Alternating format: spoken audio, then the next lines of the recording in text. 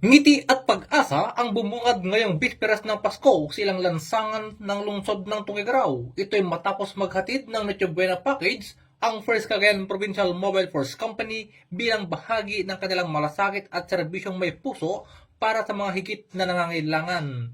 Pinangunahan ni Police Major Absel Asis Di Maximo, Acting Force Commander, ang makabuluhang aktibidad na isinagawa noong ika-24 ng Disyembre taong kasalukuyan.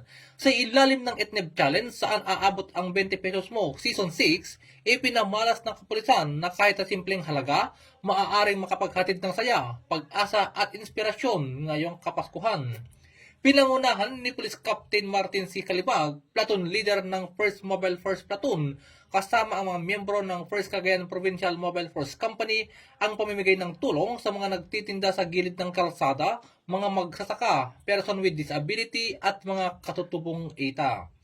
Hindi man malaki ang naibahagi, malaki naman ang naging saysay dahil para sa mga benepisyaryo, ang simpleng tulong ay simbolo ng pag-alala at malasakit.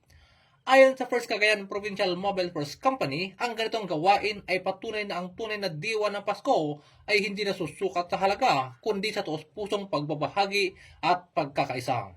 Sa pamamagitan ng Etneb Challenge, patuloy na ipinapalakas ng kapulisan ang ugnayan sa komunidad, dala ang mensahe ng bayanihan, pag-asa at serbisyong tapat para sa sambayanan.